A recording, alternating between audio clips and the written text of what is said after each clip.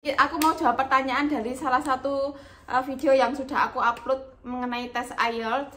Nah, ada yang tanya gimana kalau misalkan kita itu gak pinter listening. Maksudnya kayak aku kan waktu itu curhat di videonya itu kalau misalkan listeningku itu jelek banget nilainya, dan memang bagiku susah banget untuk mendengarkan bahasa Inggris dibandingkan kalau aku membaca itu lebih mudah mengerti dibandingkan kalau aku itu cuma mendengarkan kayak gitu. Nah, ini ada salah satu tamu kita yang sama dengan aku juga, yang apa namanya, listeningnya bisa dibilang jelek. Nih, apa nilainya dapat berapa untuk IELTS? 4,5 itu minimum. Untungnya kamu dapat 4,5. Itu overall apa untuk listening aja? Untuk listeningnya pas, kebetulan 4,5. Cuma pas tes waktu itu kemarin hancur parah. 10 pertanyaan aja ngeblank. Nggak bisa, itu 10 pertanyaan paling gampangnya hancur gitu. Tapi kamu berarti kalau kamu untuk pertanyaan waktu listening, waktu tes itu kamu merasa gak bisa, tapi kamu dapat nilai yang lolos, berarti itu kayak itu emang mujizat dan anugerah itu kan ya? Ya kayak cuma gitu. waktu itu langsung push speakingnya biar nggak tutup. Waktu itu mikir dapat 3 ya udahlah nggak apa-apa. Yang penting kita bisa push yang lain. Oh ya.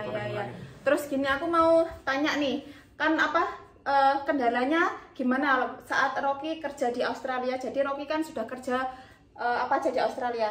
Selama di Australia sih udah kerja kebanyakan di dapur, cleaning, terus juga customer service. Customer service mungkin yang paling berat daripada semua sektor. Customer service di perusahaan apa? Di BP.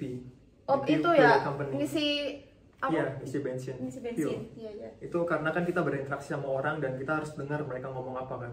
Kalau kitchen kita nggak terlalu berurusan karena saya kerjanya di gua kerja di dapur.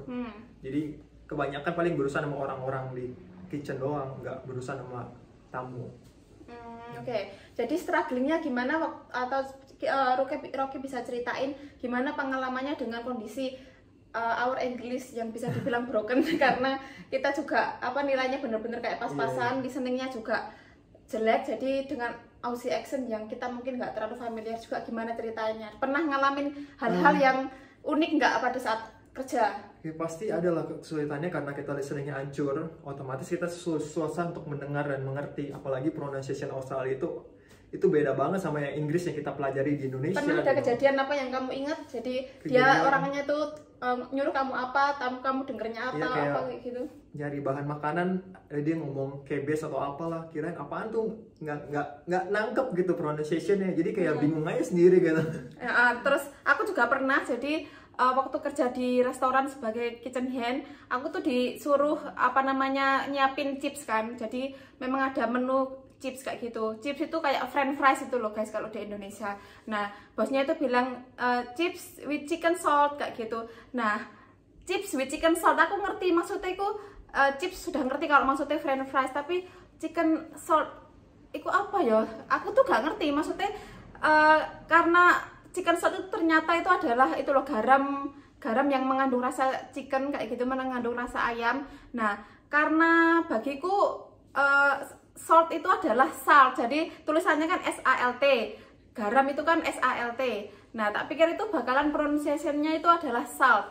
Dan waktu bosnya ngomong chip with chicken salt, jadi aku sudah kayak blank, itu apa ya sih ngomongnya tadi, ternyata oh maksudnya itu garam, salt itu adalah salt kayak gitu. Nah, itu aja sudah salah satu kendala misalkan kita salah pronunciation, jadi kita nganggapnya kayak di tulisan itu salt kayak gitu. Kita pikir pronunciation-nya bakalan salt. Ternyata waktu di realnya sini tuh ngomongnya orang-orang itu salt kayak gitu. Terus plus aku juga ada pengalaman misalkan sama Jo sendiri juga, kayak nama toko itu kan tulisannya tuh Cotton On. Tak pikir kan cotton on gitu kan. Dan Jos bilangnya gimana? Cotton on. Cotton on. Nah, itu aja aku sudah cotton on. Jadi dia tuh ngomong misalkan toko itu cotton on kayak gitu. Aku cotton on, apa sih cotton on? Ternyata yang dimaksud itu adalah cotton on. Ya, pronunciation Australia emang lebih cepat dan kadang-kadang itu berbeda pokoknya sama Inggris yang kita pelajari di Indonesia kebanyakannya. Ya, jadi ada hal-hal yang seperti itu. Dan juga aku pernah mengalami itu yang bosku minta untuk diambilin cloths. Cloths itu kayak lap itu loh, lap untuk bersih-bersih itu namanya cloths. Nah, karena aku tuh ada di vokabulariku, nggak ada di kosakata yang aku tahu. Kalau bahasa Inggrisnya lap itu adalah clothes. Waktu bosku minta diambilin clothes itu aku bingung, tak pikir apa ya, masa clock, apa aku salah denger maksudnya itu clock. Jadi aku tuh kayak bingung ya, kayak gagak guguk jadi gitu, jadi kelihatan linglung kayak gitu. Tapi ya kalau kita mengalami hal seperti itu ya, yang bisa kita lakukan ya hanya bisa bertanya maksudnya apa, bilang aja kalau sorry I don't understand kayak gitu. Nek kamu gimana selama ini mensiasati kalau kamu nggak ngerti? Mensiasatinya mungkin dengan kita tanya teman kerja kita yang kira-kira lebih friendly daripada yang kayak deket nih. Kalau nanya bos kan kadang-kadang sungkan kirain itu, wah lu baru kerja masa nggak ngerti sih gitu doang gitu. Oh ya, jadi, kita kan ada perasaan sungkan ya. Iya, kadang-kadang perasaannya takut gitu, apalagi baru kerja dan pengennya dapat dolar kan, oh nanti dipecat tamat gitu. Oh jadi kamu siasatnya tanya ke teman? Tanya teman ya kira-kira itu apa sih gitu. Maksudnya apa gitu ya? Gitu. Oh gitu ya. Berarti apa, bersyukur kalau punya teman baik ya. Jadi misalkan oh maksudnya mau ini disuruh apa gitu ya, bener-bener. Dan mungkin juga kalau misalkan kita kerja, mungkin kalau kita mau cari aman, kita kerja di tempat yang banyak Asianya. Kebanyakan tuh English broken juga kebanyakan. Oh, jadi kalau jangan khawatir. Kalau bukan native ya sing kerja di situ banyak sing English broken juga biasanya. Banyak. Lebih parah daripada Indonesia kayak Jepang, Cina itu Inggrisnya juga broken. Nggak sebagus maksudnya yang kita bayangkan ya. Sebenarnya bahasa Inggrisnya ya kayak kita gini, cuman beda aksen aja ya. Malah lebih parah kayaknya. Lebih parah kadang ya. Lebih parah Indonesia. Iya, karena aksen dari negara lain tuh ada yang unik banget. Misalkan kita oil ya, itu kan kita terang kayak oil gitu. Tapi aku ada temen dari Taiwan itu kalau bilang oil itu oyo. Iya. Jadi kan lebih kayak nggak jelas gitu kan ya, tapi memang setiap negara punya aksen sendiri-sendiri ya. Iya. No need to worry. Jadi happiness saja yang penting. Iya. Jadi itu guys, kalau dari aku juga ya berusaha bersabar lah, memang namanya gimana kita punya kekurangan, dan juga tetap berusaha untuk confidence, mungkin tanya kepada teman. Kalau aku sih tanya bos langsung juga nggak apa-apa, karena kadang kan nggak selalu ada teman juga di sekitaran. Jadi ya bilang aja sorry I don't understand kayak gitu. Nah kalau ini aku juga mau tanya, gimana sebagai seorang native speaker, jadi orang yang sehari-hari ngomong bahasa Inggris dan harus menghadapi orang-orang seperti kita, seperti aku kayak Rocky yang bahasa Inggrisnya bisa dibilang broken English. How you feel when you have to have to deal with people like us?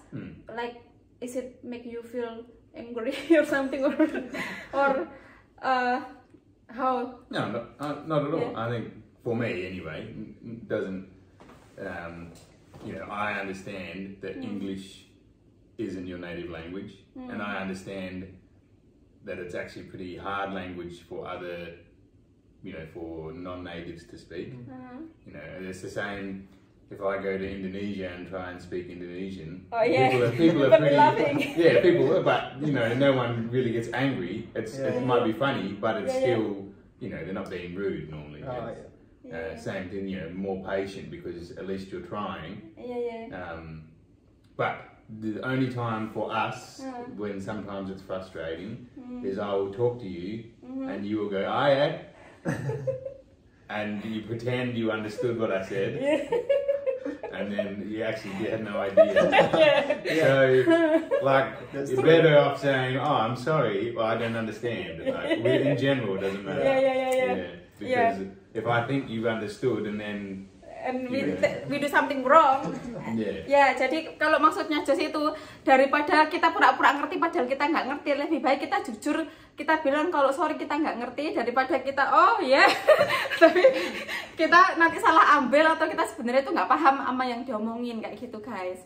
Dan dari selama ini ternyata dengan kita yang broken English dan listening kita jelek, tapi ternyata ya kita bisa survive gitu loh di Australia. Dan dari pengalaman kita ya orang lain yang memang di sini, misalkan bos kita atau orang native yang ada di Australia itu juga ada kadang itu bisa memahami kita lah. Kita itu kan bukan orang sini asli, jadi kalau ngobrol sama mereka dan kita kelihatan agak bingung dan sebagainya, biasanya mereka itu akan memperjelas intonasi suaranya, akan bicara agak lebih slowly, maksudnya lebih kayak di pelano gitu, nggak dicepetin gitu kan. Terus juga mereka mau menjelaskan biasanya kalau misalkan kita nggak ngerti.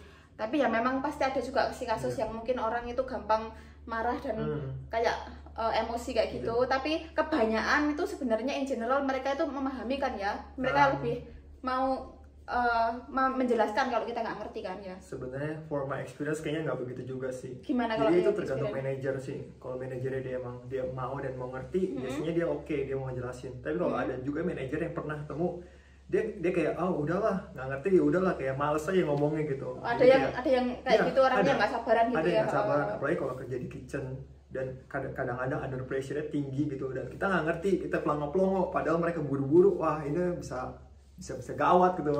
Oh ya, padahal memang harus cepet-cepet, hektik banget pada saat itu, dan memerintahkan sesuatu dan kita nggak ngerti, dan dia whatever or something gitu. Gitu lah. Jadi kadang-kadang pasti ada something kita jadi nggak enak ya karena kita nggak mudeng ya. Bakal ada sesuatu yang terjadi. Iya. Cuma ya sesuatu itu emang harus dihadapin lah. Kalau kejadian buruk pasti ada. Biasanya kamu gimana untuk mengencourage dirimu sendiri biar kamu nggak langsung down mentalmu, terus kamu aku maksudnya kan sedih toh, misalkan kita disuruh sesuatu dan kita nggak mudeng dan bosnya marah dan nggak jadi nyuruh kamu dan sebagainya, kayak gitu gimana? Ya mungkin setidaknya mungkin ya kita kerja lebih baik walaupun kita kadang-kadang nggak ngerti, cuma yang kita ngerti ya kita lakuin aja do the best gitu. Walaupun kadang-kadang do the bestnya kita bukan resultnya terbaik buat manajer, buat perusahaan yang kita kerja. Yang penting kita effort yang kita keluarkan itu lebih daripada yang orang lain. Iya, jadi harus kerjanya tuh meskipun kita mungkin ada kelemahan di bidang lain, misalkan bahasa, tapi kita harus tunjukkan kalau kita mau kerja keras, kita ibaratnya itu responsibel gitu. Kalau disuruh apa, dan kita juga langsung cepet oke kayak gitu. Apa sih namanya kalau misalkan what is the name if people ask to us and then we always like we always want to do the best, like this, what the name in English? Like being like always try to, if some people ask to do something and then some people no I think I cannot or something, but if we want to make it I can, even maybe we feel a bit hard, but we still try to be like this. What the name? Well, it's just being brave, I think, or being courageous, or being brave, being like, pokoknya kita itu berusaha untuk selalu siap kalau misalkan disuruh, dan jangan kayak nggak bisa atau nggak mau belajar gitu. Pokoknya kita harus mau belajar kayak gitu kalau misalkan kita disuruh, dan berusaha untuk serajin mungkin, kayak mungkin on time, terutama di sini kan kayak gitu. Can do attitude is what we were saying. Can do attitude itu maksudku can do attitude itu yang ku maksud tadi. Apa sih namanya ya, can do attitude ya itu guys ceritanya. Jadi itulah jadi sedikit dari pengalaman kita yang broken English dan survive di Australia ini, dan harus berkomunikasi dengan native speaker kayak gitu. Dan ternyata dari native speaker sendiri kan juga mereka juga ada yang merasa gak masalah kalau misalkan kita itu Inggrisnya kurang bagus, tapi kita kayak jujur aja kalau nggak ngerti ya bilang nggak ngerti gitu, supaya merekanya itu nggak kecewa kalau kita pura-pura ngerti tapi sebenarnya kita nggak ngerti dan kita mungkin salah ambil atau salah melakukan tugas gitu ya gitu guys. Thank you for watching, see you di next video, bye.